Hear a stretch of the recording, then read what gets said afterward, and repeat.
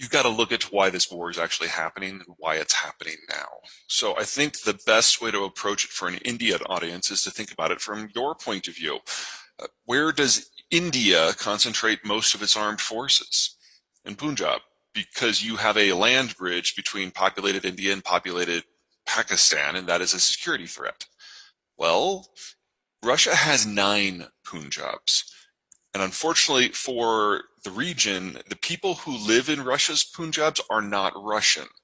So the only way that Russia feels it can be secure is to expand out until it reaches these bridges, these gateways to its core territories, and then hunkers down its forces in the gap just like you do every single day. It's just that they have to do it at 9 places, and that means occupying a number of countries with a combined population that is greater than Russia's. So Russia can never be like the United States. It can never be like India. It has to be more like Germany, where it has to have a forward-positioned military stationing policy simply in order to give it what it feels is the minimum necessary security for it to exist. And in that sort of environment, it is very aggressive because from the Russian point of view, this has to be done and it has to be done now. The Russian demography is collapsing. And this is the last time that the Russians are going to have a sufficient number of young people to attempt this sort of effort. So 2 things from this. Number 1, there will be no peace talks that matter because the Russians aren't interested.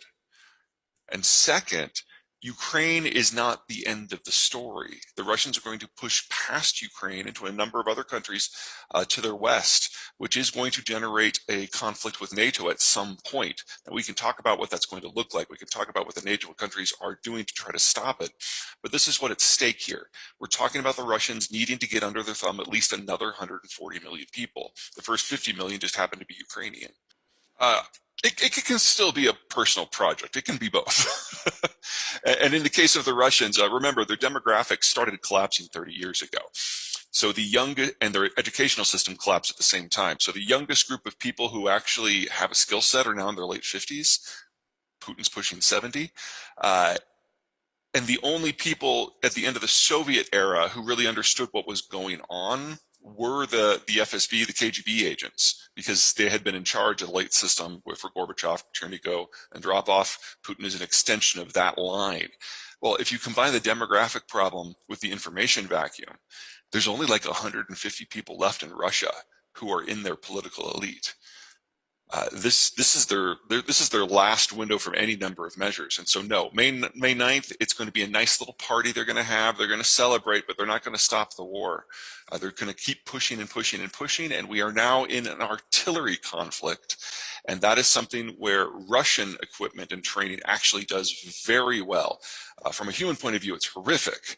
But in terms of military capacity, we're in a stage of the war now that is actually playing to the Russian strengths. Russians are, to be perfectly blunt, pretty racist. And the Russians have had an immigration policy. They have 2, actually. So in the first one, they just started attracting all of the ethnic Russians from the parts of the Soviet Union that were now independent countries, whether that's Ukraine or Kazakhstan or Uzbekistan. That brought them about 20 million people over the course of the last 30 years, and that's pretty much tapped out. There are very few Russians left anywhere in the world that are not in, say, the European Union now and really don't want to move back to Russia where their standard of living would be a third of what it is now. The second one is they have an informal program that attracts migrants to do certain jobs, especially construction and agriculture, that mostly taps the Central Asian states, most notably Kyrgyzstan, Tajikistan, and Kazakhstan. That has been more successful, but these people are never going to be Russian citizens. They're there as migrant labor. And anyone beyond kind of that ring of the old Soviet influence, moving to Russia's a tough call. I mean, low standard of living, very difficult climate, crumbling infrastructure, minimal social services. It's not the sort of place that you move because you want to move up in the world. It's the sort of place you move because there just isn't anything better on offer.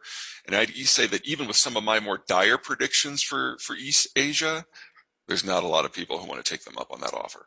Well, at the late Soviet period, particularly once we got to 1989, the Soviet industrial base collapsed. It was never very efficient, and as soon as there was any access to the rest of the world, people went with goods that were cheaper and higher quality. So the entire Soviet industrial base collapsed in on itself even before the Soviet Union ended. Well, the Russians at that point were producing roughly 11 million barrels a day of crude.